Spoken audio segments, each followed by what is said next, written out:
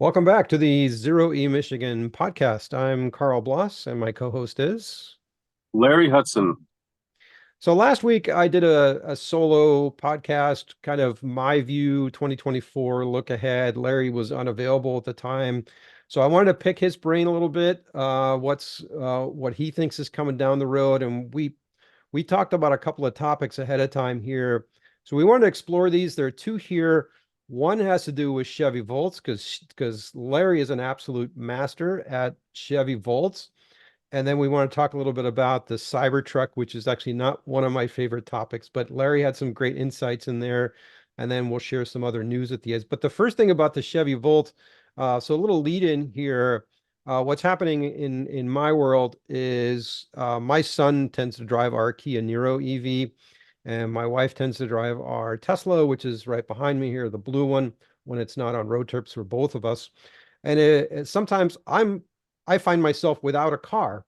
And so I've kind of been looking for something cheap, or something used, or I don't know, something quirky. There've been a couple of these low speed vehicles that are out there for like 10,000 bucks, but they're like the Nimbus, I think, but they're not ready to go. So then I started looking around at Chevy Volts, and I found one in Hudsonville, which is not too far from me, where the guy advertised it on Facebook Marketplace and said, well, there's something wrong with it, but we're not quite sure, but we don't want to deal with it. So he advertised it for sale, super cheap. And I sent a link to Larry, and he's like, oh yeah, that looks pretty good.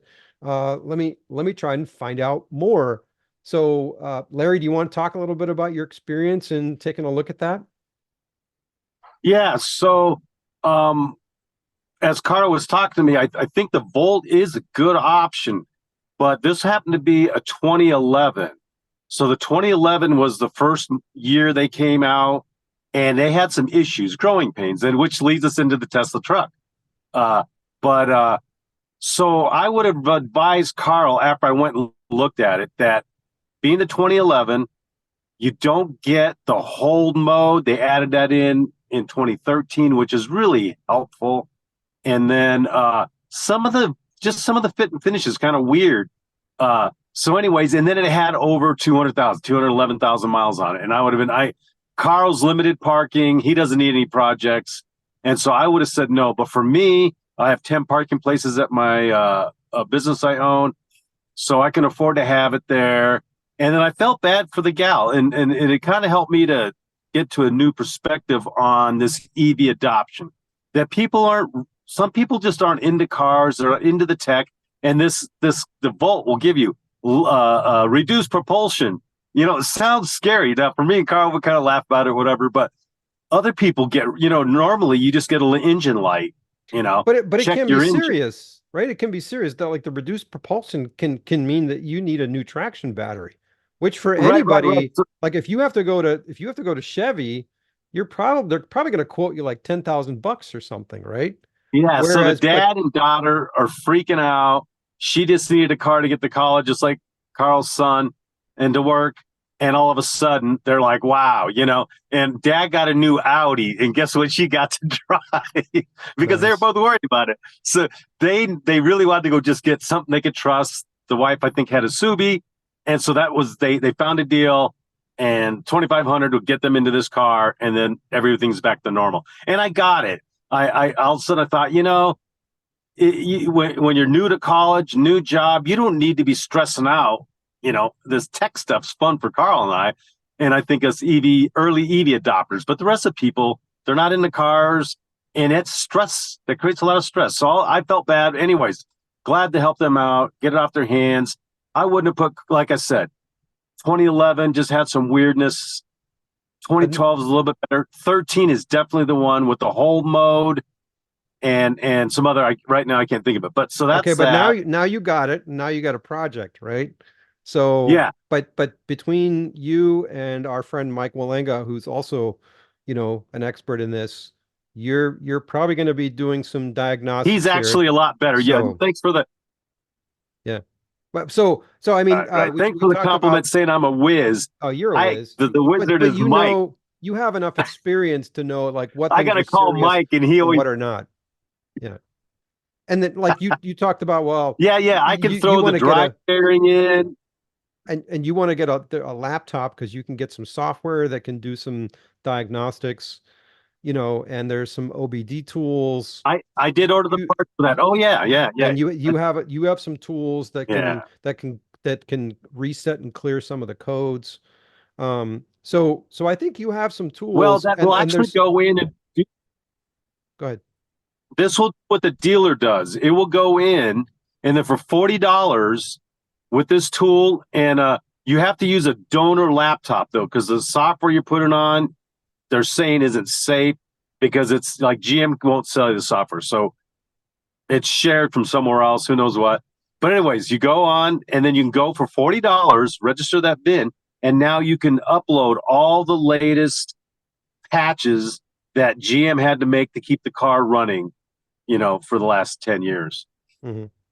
Okay, and Just like the by dealer the way, does. Pretty cool. I have a donor laptop for you. Yeah, As yeah. long I call you the first as one. long as Windows 7 is good enough, but if not, we'll figure it out. Um, Well, ironically, it has to be the older Windows. If it's Windows 10, guys are having trouble. You have to be quite techy okay. to figure out it to work, which is what Mike ran into. He got the Windows 10 computer and now he's having trouble. Anyways, it's kind of funny. Yeah.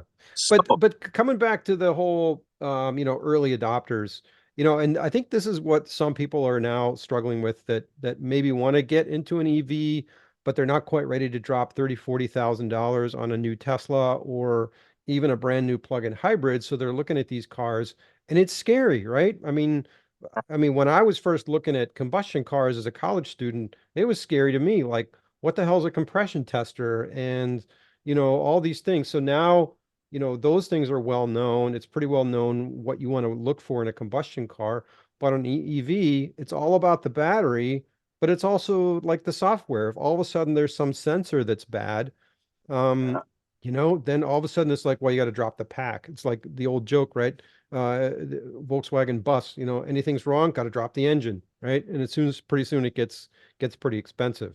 So we're a little bit in uncharted territory. We're kind of it's kind of fun for us, but for somebody just needs to get to college or just needs to get to work, yeah, this may not yeah. be the way to go yet. And maybe the thing to do for them is to look for something that still has a warranty, or maybe, something that's not quite as high end, maybe one of the new Toyota Priuses. Again, I'm not a huge Toyota fan anymore because of their stance on EVs, but everything that I'm hearing about the new Prius Prime, it looks Plug good, in. the performance Yeah. good, the plug-in, yeah, the Prime is the plug-in hybrid. So you can drive electric, and I think they have like 50 miles of electric range. So it's pretty significant. The early ones were kind of pathetic in terms of the electric range. And I think overall it's still getting like 50 mpg, even when you're running it as a hybrid. And again, you're not worried about charging. We really should be preaching, let's go EV, let's go EV. But at the same time, I was telling Larry, I remember early on, some of the Nissan salespeople would try to sell people Leafs and tell them, oh, yeah, it's got 100 miles of range, right? And then they have 50 miles to get to work and 50 miles to get home. And they would hop up on the highway in the winter, and all of a sudden the car told them it had 60 miles of range overall, not 100. They're freaking out. It's like, well, this isn't what you sold me. And they have a bad taste in their mouth and they just get rid of this thing. And that's one thing we don't want to happen. We want people to have a good experience. And I guess the question then, maybe, to our viewers, if you have any ideas, like what should we tell people that aren't ready to drop, you know, 30, $40,000 on a brand new vehicle? Where should they go? What should they be looking for if they want to kind of dip their toe into the electrics? Right. And you mentioned viewers real quick. So we'll use that. We're real close to having enough subscribers to pushing our channel to the next level. So if Yeah. you haven't So subscribed, yeah, subscribe because that really does help. You don't get any advertisement. I think sometimes, right? You think, is it all of a sudden I'm going to get all this junk mail? That doesn't happen. no, You you just, shouldn't. Yeah. But yeah, yeah, you just would subscribers, maybe yeah, subscribers definitely help us get to when the you next when you level. open YouTube, we might just jump up. We might be jump up on your recommend videos to watch. I think is pretty Yeah. much what it does. So But now, anyway, we don't and want to then dwell on that. I mean, what we want to do is put quality content that people want to watch. So, But anyway, go ahead. What were you saying? And then take this full circle. So now the Cybertruck, which I like again because I drive a semi, and that's why I got the And you have semi. a reservation, right? So we I talked about this love, yeah, earlier. We had a video and earlier, like, hey, Larry can't do his configuration yet. So tell us a little I bit. can't. I'm You've not even sure I can afford it, but I do have a couple people that are trying to help me figure out a way. Like we'll put it on Turo, and so we found out that Out of Spec was able to rent one for $1,000 a day, and so that's what this gentleman up in Eric. I'm drawing a blank, but he has Turo. He's part of the Tesla Club, and he's like, "Yeah, we can do this." And so, right, $1,000 a day, 80 days. Um, I'm thinking you might wind up getting somewhere between 600 and 700 because Turo takes a sure. chunk. So, but anyways, let's just do 100 days of rental, and they had the first month booked already. So that's kind of exciting. I mean, that's still a big gamble, though, right? Kind of nerving. And then the thought of somebody, every day that just, anyways. They're going to beat it up, right? Rentals never But fare well. but you were talking about people like get these vehicles and then they think they're going to throw their camper on it. Like so, this is that same thing you with the Leaf experiment. During the summer, yeah, they're getting 100 miles, but in the winter, cold weather, heater running, all of a sudden they're getting half. Well, And this have you with the seen truck, some of these videos on the Cybertruck that are going viral in the anti-EV community where they're getting stuck in the snow, right? And it's probably that the thing doesn't have snow tires and like, oh, look at this thing, right? Maybe Elon will come right, and right. pull It you out, doesn't. It right? Goodyear made tires that are knobby, but they're only like half the depth, so that it still has better rolling resistance for EV. Mhm. So they're not the big knobby tires that you need in the snow. But anyways, yeah, there's just all these learning curves, and this is a whole new product line, so there's going to be hiccups, and So what you were saying is that they seem to be giving preference for filling those orders for people that are in the Austin area, right? Because if you have a yeah, well, problem, then you want to be able to yeah, take it back to the factory. And I I've think heard maybe this. I 500-mile range, maybe people in California, but Jack and Jesse from Now You Know channel were like, "What the heck? How come we're not getting ours? We were way up on the list." So I think there's right again, right, new product line, and and so they're trying to keep it close to their. I think that might be another right and I how they're think going other through the list. companies that have new products have done the same thing. So I know Arcimoto, they're built up in Oh, Oregon, so they were giving people, um, preference that were in the Washington, Oregon area, and then they kept expanding out. Now Arcimoto is not doing as well, so there's kind of, yeah, who knows what's going to happen with that company. yeah, yeah. And then speaking of that, weird new cars. What you got? You got an award. Congratulations! And you're going to go receive it where? Thank you. Yeah. So I hinted at this in the last podcast, but I couldn't talk about it yet because it wasn't public. But the Electric Vehicle Association, they give out awards every year, and there's a whole list of them. I'm not the only one, but they named me as the EV Advocate of the Year, and I got a chance to go to the annual meeting, which is on January 27th. Now, they don't pay for me or anything like that. But when I heard where it is, Carlsbad, California, at the Aptera headquarters, I'm like, whoa, I'm going. And so, yeah, I got a plane ticket and got the hotel reservation. I'm renting a Tesla from Hertz.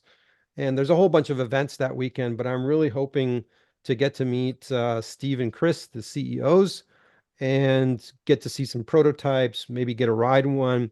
They were also kind of teasing the EVA meeting that there could be some other vehicles that they're going to have people possibly ride in, and I heard ID Buzz, which is another one of my Oh yeah. aspirational vehicles, the Volkswagen ID Buzz, the microbus. So if I could get a ride in one of those and get a little closer look, maybe take some videos, that Now would be super that's one that cool. I can get fired up about. I mean, the Ampera, I like it.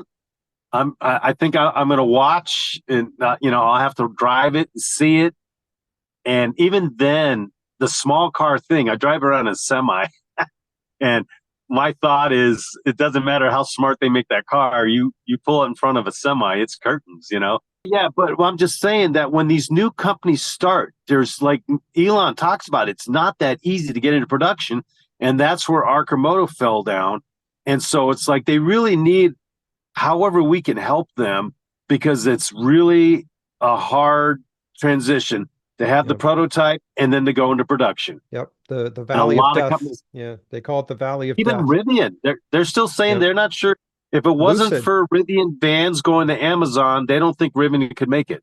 And look at Lucid. I mean, they're struggling right now, right? It's really Yeah, but tough like to Lucid's got deep pockets, right? It's got the oil, right? the Saudis are involved, I think. Yeah, Yeah. they got Saudi money, so that's just stupid money. So they're going to be able to, and I'm hearing they're going to come out with like a Model 3 competitor or smaller. And then that, if that does happen, so they did with Tesla, the Model S. And again, I think that's where the Cybertruck, the Hummer, these bigger vehicles to kind of prime the market. That's what Yep. I got for the New Year's. Okay. So a couple other things here for content that's coming up. For those of you that watched my 12-volt battery video, there's going to be a follow-up there. So again, thanks to Mike Walenga. He turned me on to some 12-volt monitoring tools. And there's one that I've been testing that's really cool. It's a Bluetooth tool. You can see live what your battery voltage is. You can see what your DC to DC converter is doing. So that one's kind of cool. I've been running that for about 3 days now. So I'll have some content on that. Also, there's a battery tester that he recommended. Now that one I haven't even pulled out of the package, but it's kind of timely this time of year because your 12-volt battery is pretty important. So that volt problem that's happening, there is a slight chance that the 12-volt battery just being slightly weak, the car still runs, but the computer isn't able to send voltage to every one of its sensors properly, right? Then it's Right. getting a false reading. And so more and more, even the new Bolt that didn't come out to 2017 are starting to have those problems. And so you're getting these warnings like, oh my gosh, my battery pack's going bad, but it turns out it's just a 12-volt battery. Yeah. So 150, $200. Yeah. Yeah, there's even a Anyway, meme about that, right? So where somebody's like, it's the guy in the park saying your 12-volt battery's bad, prove me wrong, right? Change my mind. So it's one of those things that it's one of the first things you should check, 12-volt batteries. So it's a simple thing, and we'll show you how to and do it's it. funny, Mike told me about that sensor, but I never really understood it until I heard you explain it to me. So I've known about the sensor for a year. Mike's told me about it, but my brain didn't comprehend it till I heard you talking about it. So I got to order myself one too now. Yeah, it's pretty cool. $30, hook it up to your 12-volt battery, and everything else is just run through an app. So yeah, so we'll have some content to show you how to do that. And there'll be a link for that tool in our Yeah, we'll in have a our link. We'll have a link for how you can buy the thing. It's just an Amazon purchase. I think that's it for all right, today. Karl. So yeah, thanks for tuning in, and we'll catch you next week. Yeah, and congratulations again on your award. I think you definitely earned that. Thank you. I That is appreciate really it. cool. Yeah, and All right. hoping to get some more content while we're out there. So all right, take care, Like and guys. subscribe. Like and subscribe. Thanks for tuning in.